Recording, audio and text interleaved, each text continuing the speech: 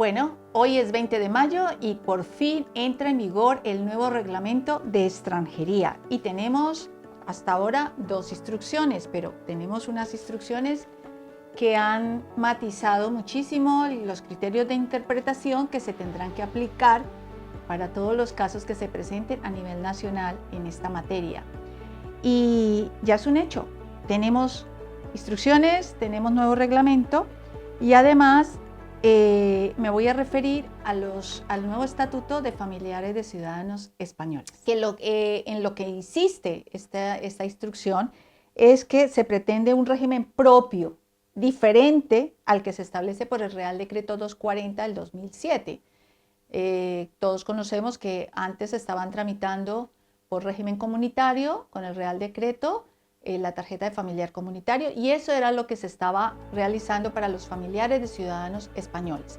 Pero en este nuevo reglamento ya se establece como un estatuto diferente. Además, se establece un régimen diferenciado. Quiere decir, y en eso se insiste muchísimo en la instrucción, que hay familiares de nacionales españoles que no han ejercido el derecho a la libre circulación y los que sí ejercen ese derecho. Por lo tanto, ahí es donde radica la diferencia. En unos casos se deberá aplicar el Real Decreto nuevo 1155 y en los otros se seguirá aplicando el 240 del 2007.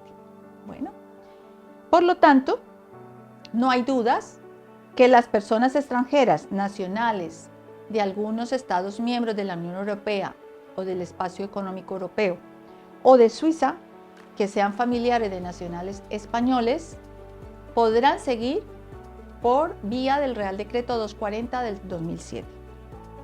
Siempre que se cumplan los requisitos, y de esos requisitos recordemos que pueden ser o que deben ser demostrar recursos económicos suficientes y seguro médico, entre otros. Y luego tenemos los familiares de ciudadanos también que regresan o retornan de cualquier país de la Unión Europea. En estos casos ellos pueden o bien acogerse a ese Real Decreto 240 o bien acogerse al nuevo estatuto del nuevo reglamento. Otro aspecto son los diferentes casos en los que nos podemos encontrar.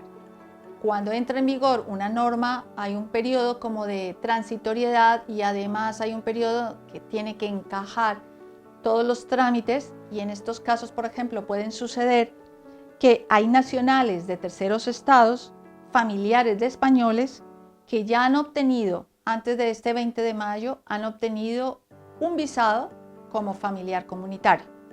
Y llegan a España. Y en este caso, la pregunta es, ¿y ahora qué hago? ¿Qué tengo que solicitar? Pues bien, en la instrucción queda claro que en estos casos pueden solicitar la autorización de residencia temporal como familiar de ciudadano español del que estamos hablando. Título 4, capítulo 7. También puede pasar nacionales de terceros países, casi siempre me voy a referir a nacionales de terceros países porque está claro que cuando son nacionales de países, estados, miembros de la Unión Europea, pues es el Real Decreto 240, ¿no? Cuando hay nacionales de terceros países que hayan solicitado antes de la entrada en vigor, o sea, antes de este 20 de mayo, una tarjeta de familiar comunitario, que puede pasar, que ya la están tramitando, podrán solicitar acogerse a este nuevo estatuto.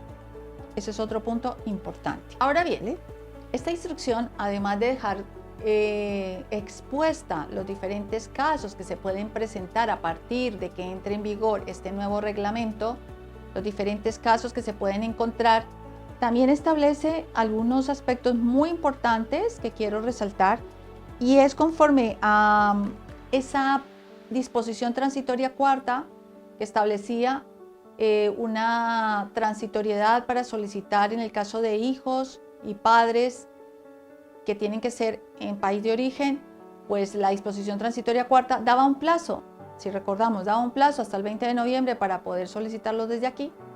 En la instrucción se ha establecido que para no generar una discriminación injustificada, un agravio injustificado, para prevenir una discriminación de los familiares de ciudadanos españoles, que se pueda pedir desde aquí. Entonces, independiente de la disposición transitoria cuarta, dice la instrucción se puede pedir desde España, con lo cual es una gran ventaja y es una gran noticia. Siempre que se cumplan los requisitos generales y específicos para acogerse al nuevo estatuto, claro está. Ahora bien, otro aspecto en cuanto al ámbito de aplicación. Se amplía sobre el supuesto de familia extensa, es decir, además de todos los supuestos que enumera A, B, C, D, E, F, G, H, I, tenemos que otros familiares, que se encierra dentro de otros familiares. Aquí no es importante el grado de parentesco, pueden ser hermanos, sobrinos, otros familiares, primos que se encuentren como familia, pero que estén a cargo del ciudadano español.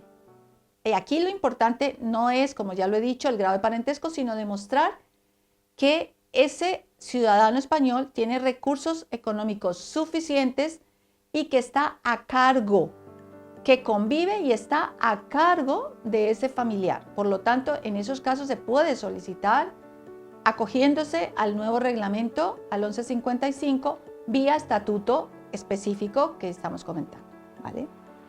Aquí, ¿qué es lo que se valorará? La situación financiera del ciudadano español, la situación económica, y además esto se tiene que hacer de manera individualizada, porque no puede hacerse de manera general. Otra cosa importante que me parece para resaltar en este vídeo, y es que todos los demás familiares que no se encuentren dentro de estos supuestos pueden solicitar por analogía un arraigo social, siempre que se cumplan los requisitos para el arraigo social. Creo que en esto ha sido también un poco benévola la instrucción, porque ha pensado en todos estos familiares, pero solamente pueden ser ascendientes, descendientes, padres, hijos o cónyuges y parejas estables que no alcancen a entrar dentro de los supuestos de este nuevo estatuto y que lleven más de 2 años en España, que puedan solicitar un arraigo social siempre que se demuestre vínculos familiares y además la situación económica, que tiene que ser del 200% del IPREM, o sea, más o menos 1.200 euros mensuales. Tiene que demostrarse que está esa persona a cargo, pero además que tiene unos recursos económicos suficientes de 1.200 euros mensuales, ¿vale? Importantísimo ese aspecto. Bueno, por último, en cuanto a la acreditación de la convivencia, la instrucción aclara que solamente se exige en 2 casos, y es en el caso de familia extensa, de familiares u otros familiares que acabamos de mencionar, y en el supuesto de pareja estable sin hijos. Quiere decir que se tiene que demostrar la convivencia en estos casos sí o sí, y es causal para poder extinguir en caso de que no se conviva. Hay que informar que ya no se convive, porque si no se generará la extinción de la residencia temporal.